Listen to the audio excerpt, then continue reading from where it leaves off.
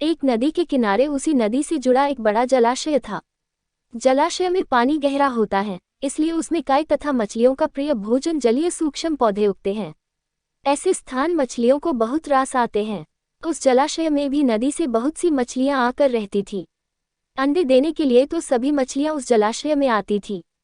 वह जलाशय लंबी घास व झाड़ियों द्वारा घिरा होने के कारण आसानी से नजर नहीं आता था। उसी में 3 मछलियों का झुंड रहता था। उनके स्वभाव भिन्न थे। अन्ना संकट आने के लक्षण मिलते ही संकट टालने का उपाय करने में विश्वास रखती थी। प्रत्यु कहती थी कि संकट आने पर ही उससे बचने का यत्न करो।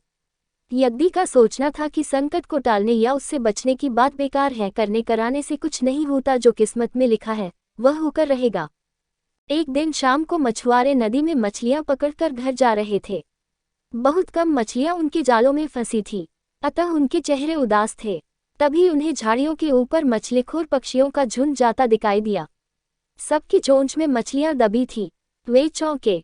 एक ने अनुमान लगाया, दोस्तों, लगता है झाड़ियों के पीछे नदी से जुड़ा जलाशय है, जहां इतनी सारी मछलियां पल रही हैं। मछुआरे पुलकित होकर झाड़ियों में से होकर जलाशय के तट पर आ निकले और ललचाई नजर से मछलियों को देखने लगे। एक मछुआरा बोला, आहा, इस जलाशय में तो मछलियां भरी पड़ी हैं। आज तक हमें इसका पता ही नहीं लगा। यहाँ हमें ढेर सारी मछलियां मिलेंगी। दूसरा बोला। तीसरे ने कहा, आज तो शाम घिरने वाली है, कल सुबह ही आकर यहाँ जाल डालेंगे। इस प्रकार मछुआरे दूसरे दिन का कार्यक्रम तय करके चले गए। तीनों मछलियों ने मछुआरे की बात सुन ली थी।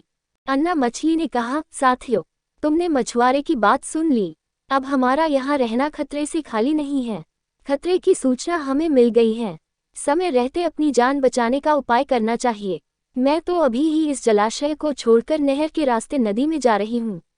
उसके बाद मछुआरे सुबह आए, जाल फेंके मेरी बला से। तब तक मैं तो बहुत दूर अटखेलियां कर रही होऊंगी। प्रत्यु मछली बोली, तुम्हें जाना है तो जाओ, मैं तो नहीं आ रही। अभी खतरा आया कहाँ है, जो इतना घबराने की जरूरत है। हो सकता है संकट आए ही न। उन मछुआरों का यहाँ आने का कार्यक्रम रद्द हो सकता है। हो सकता है रात को उनके जाल चूहे कुतर जाएं। हो सकता है उनकी बस्ती में आग लग जाए।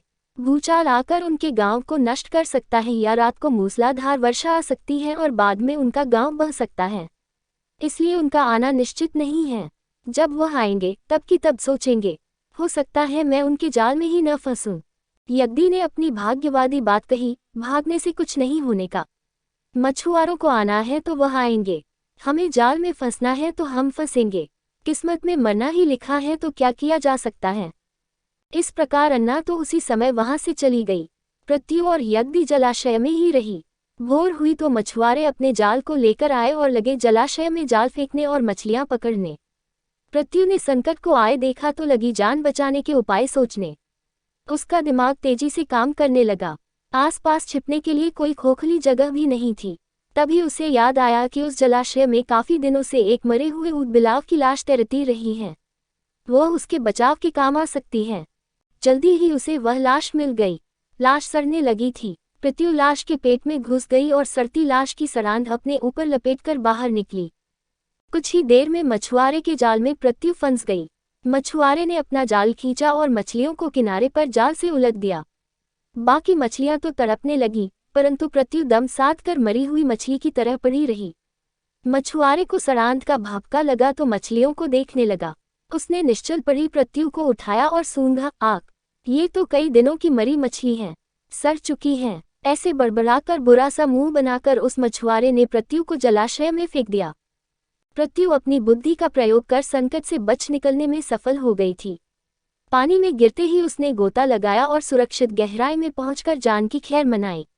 यज्ञी भी दूसरे मछुआरे के जाल में फंस गई थी और एक टोकरे में डाल दी गई थी। भाग्य के भरोसे बैठी रहने वाली यज्ञी ने उसी टोकरी में अन्य मछलियों की तरह तड़प तड़प कर प्राण त्याग दिए।